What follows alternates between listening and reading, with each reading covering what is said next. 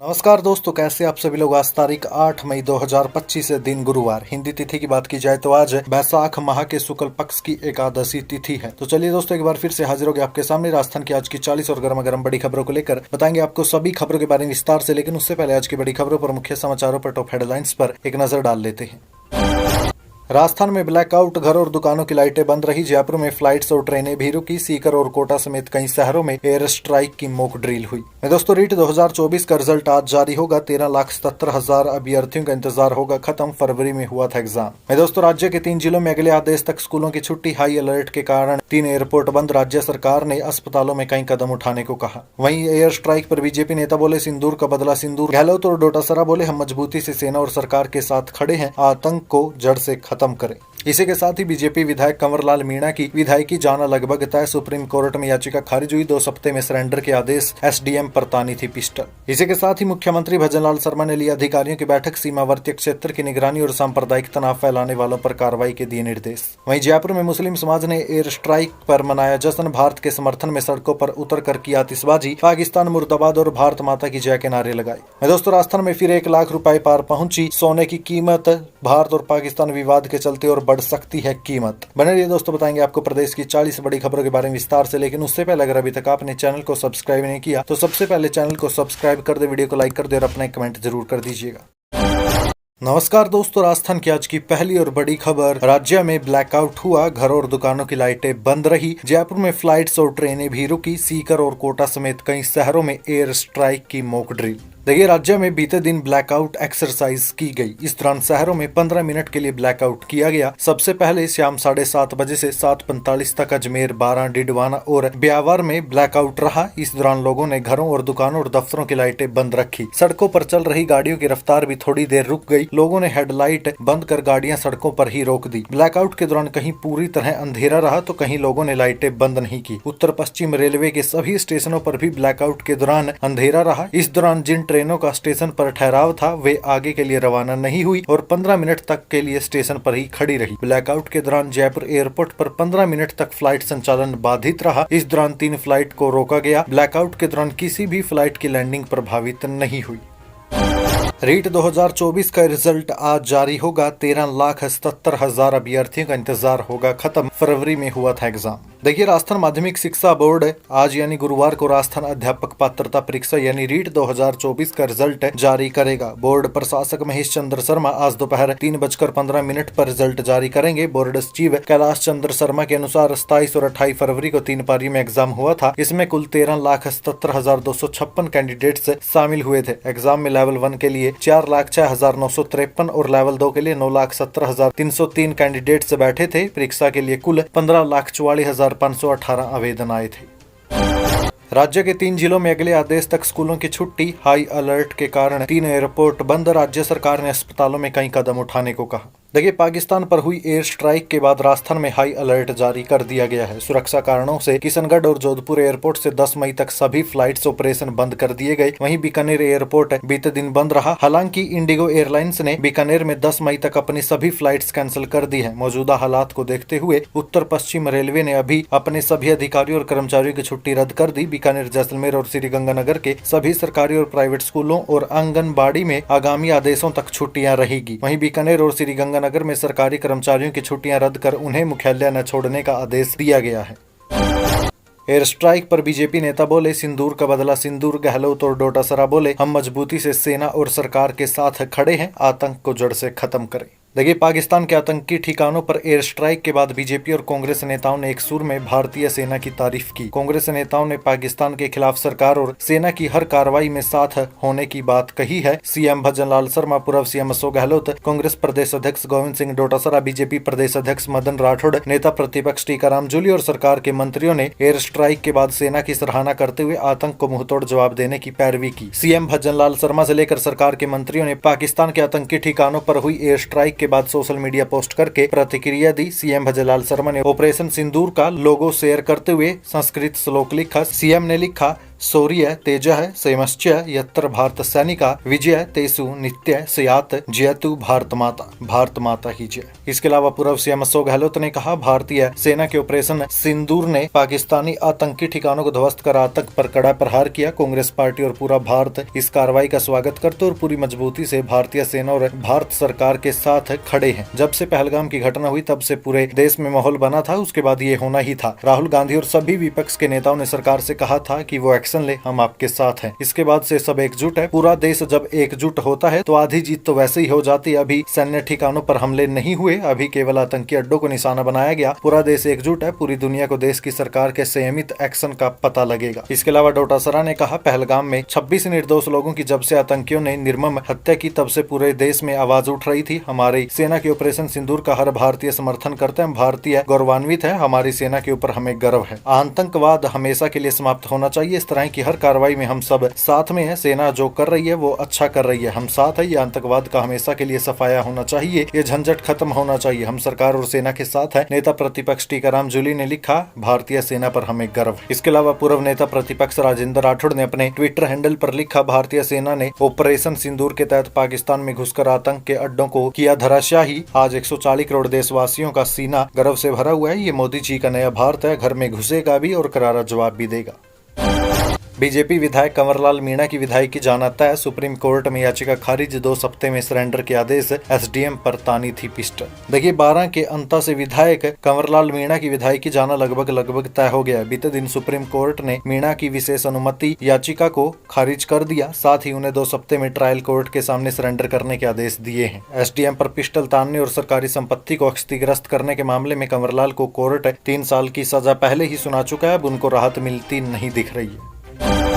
रिश्वत लेते रंगे हाथों गिरफ्तार बीएपी विधायक को जेल भेजा। एसीबी ने कोर्ट में कहा, सहयोग नहीं कर रहे एमएलए, मोबाइल में कई सबूत। देखिए बांसवाड़ा के बागीदोरा की भारत आदिवासी पार्टी के विधायक जयकृष्ण पटेल को 20 लाख की रिश्वत मामले में बीते दिन एसीबी कोर्ट ने जेल भेज दिया। कोर्ट ने विधायक के चचेरे भाई विजय पटेल को भी जेल भेजने के आदेश दिए। वहीं पीए रोहित मीणा से पैसे लेकर छिपाने वाले जसवंत उर्फ लक्ष्मण मीणा और जगराम की एसीबी को 2 दिन की रिमांड दी है। हालांकि एसीबी ने चारों की 4 दिन की रिमांड मांगी थी। एसीबी ने बीते दिन चारों को कोर्ट के सामने पेश किया। एसीबी ने तर्क रखा कि अभी एसीबी को विधायक सहित चारों से कई सवालों के जवाब लेने हैं। इसके अलावा एसीबी ने कोर्ट में बताया कि विधायक पटेल पूछताछ में सहयोग नहीं कर रहे। उनके मोबाइल में कई सबूत है। इस पर विधायक से और पूछताछ करनी है।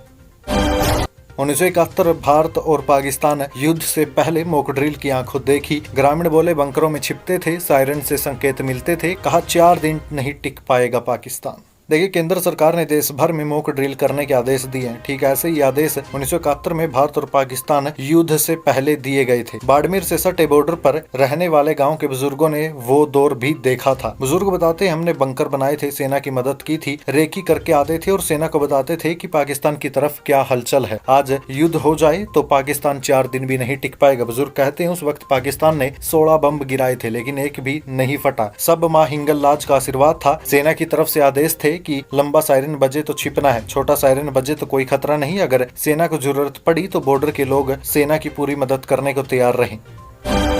मुख्यमंत्री भजनलाल शर्मा ने ली अधिकारियों की बैठक। सीमावर्ती क्षेत्र की निगरानी और सांप्रदायिक तनाव फैलाने वालों पर कार्रवाई के दिए निर्देश। देखिए राज्य की सुरक्षा व्यवस्था को लेकर मुख्यमंत्री भजनलाल शर्मा की अध्यक्षता में बीते दिन बैठक हुई। उन्होंने सीमावर्ती क्षेत्रों में विशेष निगरानी रखने के साथ साथ पुलिस और प्रशासन के अधिकारियों को केंद्रीय गृह मंत्रालय और एजेंसियों के साथ समन्वय स्थापित करते हुए सुरक्षा की दृष्टि से सभी आवश्यक कदम उठाने के निर्देश दिए हैं। बैठक में मुख्य सचिव सुधांशु पंत, पुलिस महानिदेशक यूआर साहू समेत संबंधित पुलिस अधिकारी उपस्थित रहे।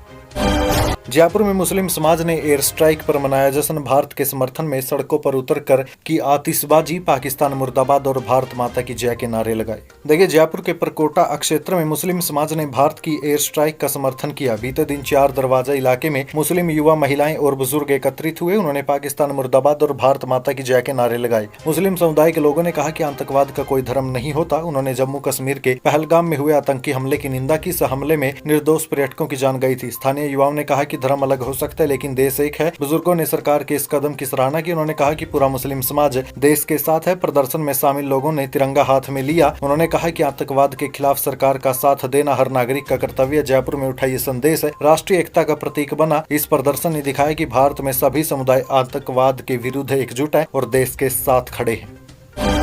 राज्य में फिर लाख रुपए के पार पहुंची सोने की कीमत। भारत पाकिस्तान विवाद के चलते और बढ़ सकती है सोने की कीमतें।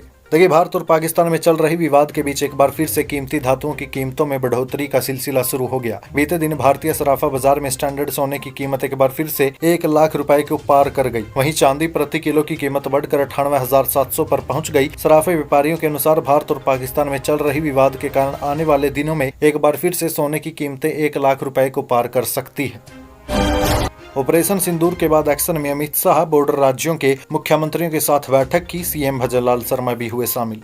देखिए, जम्मू कश्मीर के पहलगाम में 22 अप्रैल को हुए बर्बर आतंकी हमले में 26 निर्दोष नागरिकों की जान जाने के बाद भारत ने पाकिस्तान और पीओके में मौजूद आतंकी ठिकानों पर कड़ा सैन्य जवाब देते हुए ऑपरेशन सिंदूर को अंजाम दिया। इस ऑपरेशन के बाद केंद्रीय गृह मंत्री अमित शाह ने बीते दिन सीमावर्ती राज्यों के मुख्यमंत्रियों, मुख्य सचिवों और पुलिस महानिदेशकों के साथ एक आपात बैठक की। वीडियो कॉन्फ्रेंसिंग के जरिए हुई इस उच्च स्तरीय बैठक में जम्मू कश्मीर, पंजाब, राजस्थान, गुजरात, उत्तराखंड, उत्तर प्रदेश, बिहार, सिक्किम, पश्चिम बंगाल के मुख्यमंत्री, मुख्य सचिव और डीजीपी शामिल हुए। इसके अलावा लद्दाख और जम्मू कश्मीर के उपराज्यपाल भी इस बैठक का हिस्सा रहे। राजस्थान के सीएम भजनलाल शर्मा भी इस बैठक में शामिल हुए। बताया जा रहा है कि बैठक में देश की आंतरिक सुरक्षा स्थिति की समीक्षा की गई और सीमावर्ती राज्यों को हर स्तर पर सतर्कता और निगरानी बढ़ाने के निर्देश दिए गए। मौसम विभाग का बड़ा अपडेट, अगले 5 दिनों तक अंधड़ के साथ होगी बारिश। आईएमडी का अलर्ट जारी। देखिए, राज्य में मौसम विभाग ने बड़ा अलर्ट जारी करते हुए अगले 5 दिन तक पश्चिमी विक्षोभ का असर रहने की संभावना जताई है। ऐसे में दक्षिणी, पूर्वी और पश्चिमी भागों में आगामी 4-5 दिन बादल की गड़गड़ाहट के साथ हल्की से मध्यम बारिश और आंधी का दौर जारी रहने की संभावना है। वहीं उदयपुर और कोटा संभाग के कई जिलों में भारी बारिश और आंधी की संभावना जताई गई है। वहीं मौसम विभाग ने अगले 5 दिनों तक कई जिलों में येलो अलर्ट जारी करते हुए बारिश और आंधी की चेतावनी दी। इसके अलावा आज यानी 8, कल यानी 9 और परसों यानी 10 और उसके अलावा 11 मई को पूर्वी राजस्थान में जयपुर, अजमेर, कोटा, भरतपुर और उदयपुर संभाग में बारिश की संभावना जताई है। वहीं पश्चिमी राजस्थान में बीकानेर और जोधपुर के संभागों को शामिल किया है। ऑपरेशन सिंदूर के बाद एक्टिव मोड पर भारतीय रेलवे, ट्रेन और स्टेशनों पर बढ़ाई सुरक्षा, यार्ड भी रहेंगे नजरबंद। देखिए, भारत की पाकिस्तान पर एयर स्ट्राइक के बाद देश भर में अलर्ट जारी किया गया। इस बीच सुरक्षा और सुरक्षा को लेकर रेलवे हाई अलर्ट पर हो गया है। रेलवे ने ट्रेनों और स्टेशनों के साथ साथ यार्डों की सुरक्षा बढ़ा दी है। रेलवे बोर्ड ने देश भर के रेलवे यार्ड में AI तकनीक युक्त CCTV कैमरे लगाने के निर्देश दिए। इसकी शुरुआत उत्तर पश्चिम रेलवे से की जा रही है। घर की रजिस्ट्री में पत्नी का नाम डाले, इससे 3 लाख रुपए तक की बचत होगी। जाने प्रॉपर्टी खरीदने और बेचने में टैक्स बचाने के 5 तरीके। देखिए, रियल इस्टेट निवेश के सबसे अच्छे विकल्पों में से एक है। बढ़ती आबादी और तेज शहरीकरण के चलते हाउसिंग सेक्टर कुछ साल से अच्छी ग्रोथ दे रहा है। इस सेक्टर में निवेश को बढ़ावा देने के लिए सरकार ने 2016 में रियल एस्टेट रेगुलेटरी अथॉरिटी स्थापित की थी। इसका उद्देश्य रियल एस्टेट में पारदर्शिता लाना, जवाबदेही तय करना, दक्षता बढ़ाना और घर खरीदारों के हित की सुरक्षा करना। इससे निवेशकों के बीच रियल एस्टेट को लेकर भरोसा बढ़ा है। तो चलिए दोस्तों, अब मैं आपको बताता हूँ प्रॉपर्टी खरीदने और बेचने से पहले अधिकतम टैक्स लाभ लेने के ये 5 तरीके। पहला तरीका है स्टाम्प ड्यूटी की छूट। घर की कीमत पर स्टाम्प ड्यूटी लगती है। धारा 80C के तहत इस पर आप 1.5 लाख रुपए तक की छूट ले सकते हैं। यदि ड्यूटी इससे ज्यादा हो तो 2 या 2 से ज्यादा लोगों के नाम पर रजिस्ट्री कराने पर सभी को समान छूट मिलेगी, यानी पत्नी के साथ मिलकर इस छूट को 3 लाख रुपए तक पहुँचाया जा सकता है। दूसरा तरीका है ब्याज पर कटौती। यदि आप मकान खरीदने के लिए लोन लेते हैं तो ऐसी स्थिति में चुकाए गए ब्याज पर इनकम टैक्स अधिनियम की धारा 24 के तहत कुल आमदनी में 2 लाख रुपए तक की कटौती का लाभ ले सकते हैं। मूलधन पर भी धारा 80C के तहत 1.5 लाख रुपए तक छूट पा सकते हैं। तीसरा तरीका एक घर बेचा दूसरा मकान खरीदने पर छूट। यदि आप एक रेसिडेंशियल प्रॉपर्टी बेचकर दूसरा मकान खरीदना चाहते हैं तो धारा 54 आपकी मदद करेगी। इसके तहत पुरानी प्रॉपर्टी बेचने से जितना भी प्रॉफिट हुआ, यदि उस पूरी रकम से आप कोई नई प्रॉपर्टी खरीदते हैं तो पुरानी प्रॉपर्टी से हुए मुनाफे पर कोई टैक्स नहीं देना होगा। लेकिन दोस्तों, यहाँ शर्त ये होगी कि बेची और खरीदी गई दोनों प्रॉपर्टी रेजिडेंशियल ही हो। यदि आप जमीन जैसी कोई अन्य प्रॉपर्टी बेचकर तैयार मकान खरीदना चाहते हैं तो ऐसी स्थिति में भी आयकर कानून की धारा 54F के तहत छूट मिलेगी, लेकिन ये कटौती समान कानून की धारा 54 के तहत मिली छूट से कम होगी। चौथा तरीका है प्रॉपर्टी न्यूनतम 24 महीने होल्ड करना। जी हाँ, यदि आप खरीदी हुई प्रॉपर्टी को न्यूनतम 24 महीने अपने पास रखने के बाद बेचते हैं तो आपको 12.5% long term capital gain tax चुकाना होगा। यदि इससे पहले प्रॉपर्टी बेचते हैं तो आपको नॉर्मल स्लैब रेट से short term capital gain tax देना पड़ेगा। पांचवा तरीका है होम लोन ले, अपनी पूंजी से रिटर्न कमाए। यदि आपके पास घर खरीदने के लिए जरूरत भर कैश हो तो भी 8 या 8.5% ब्याज पर होम लोन ले सकते हैं। बचा पैसा म्यूचुअल फंड जैसे ज्यादा रिटर्न वाले साधनों में निवेश करके सालाना 10 से 15% तक रिटर्न कमा सकते हैं। मैं दोस्तों यहाँ पर ध्यान दीजिएगा, हम कोई फाइनेंशियल एडवाइजर नहीं है, न ही कोई प्रोफेशनल रियल इस्टेट इन्वेस्टर हैं। जितनी भी जानकारी हमने आपको इस वीडियो में दी है वो सभी इंटरनेट से जुटाई गई है। अगर आप कोई निवेश करना चाहते हैं किसी प्रॉपर्टी में या कहीं पर भी, तो आप किसी प्रोफेशनल रियल एस्टेट इन्वेस्टर से सलाह ले सकते हैं। ये सिर्फ हमने आपको एक आइडिया के लिए बताया कि आप कैसे कैसे टैक्स की बचत कर सकते हैं। विदेशी और देसी पर्यटक कैंसिल करवा रहे बुकिंग, टूर ऑपरेटर्स के माथे पर शिकन, परिस्थितियां बिगड़ने की आशंका के चलते वापस जा रहे पर्यटक। देखिए, पहलगाम आतंकी हमले के बाद पाकिस्तान पर भारत की एयर स्ट्राइक का असर टूरिज्म इंडस्ट्री पर नजर आने लगा। विदेशी और घरेलू पर्यटकों ने बदली परिस्थितियों को देखते हुए अपने यात्रा कार्यक्रम रद्द कर दिए। टूर ऑपरेटर्स को बड़ी संख्या में रिफंड देना पड़ रहा है। अनुप्रति योजना में मेरिट लिस्ट जारी, छात्रों को कोचिंग में रिपोर्ट करना अनिवार्य। देखिए, राजस्थान सरकार की सामाजिक न्याय और अधिकारिता विभाग द्वारा संचालित मुख्यमंत्री अनुप्रति कोचिंग योजना के अंतर्गत स्तर 2024-25 की मुख्य मेरिट सूची में चयनित अभ्यर्थियों को 11 मई 2025 तक अपने निर्धारित कोचिंग संस्थानों में अनिवार्य रूप से उपस्थिति दर्ज करवानी होगी। ये जानकारी निदेशक और संयुक्त शासन सचिव वचनेश अग्रवाल ने दी है। अग्रवाल ने बताया कि योजना के अंतर्गत चयनित अभ्यर्थी अपनी SSO ID के माध्यम से प्रदर्शित कोचिंग संस्थान का चयन कर सकते हैं और वहीं जाकर अपनी उपस्थिति दर्ज करवा सकते हैं। ये उपस्थिति निर्धारित अंतिम तिथि 11 मई तक अनिवार्य रूप से देनी होगी, अन्यथा पात्रता रद्द मानी जा सकती है। दहेज लिया सिर्फ 1 रुपया, दूल्हा हेलीकॉप्टर में बिठाकर लाया दुल्हन, इस शादी की खूब हो रही चर्चा। देखिए, लालसोट क्षेत्र में अभी बीते दिनों संपन्न हुआ एक शादी समारोह खासी चर्चा का केंद्र बना, जहां दूल्हे के परिजनों ने बेटे की इच्छा पर बिना दहेज शादी करते हुए समाज में सामाजिक कुरीति के खिलाफ मिसाल पेश की। साथ ही शादी के बाद दूल्हा अपनी दुल्हन के साथ हेलीकॉप्टर में सवार होकर अपने गाँव पहुंचा। जानकारी के अनुसार राहुवास तहसील के अलीपुरा गाँव निवासी मनफूल बैरवा ने अपने बेटे अनिल की शादी क्षेत्र के शिवनंदा गाँव निवासी राजकुमार बैरवा की बेटी कोमल से की। इस शादी में दहेज के नाम पर सिर्फ 1 रुपया लिया गया। दूल्हे के पिता मनफूल बैरवा ने नवविवाहित जोड़े की विदाई के लिए हेलीकॉप्टर तक की व्यवस्था की थी।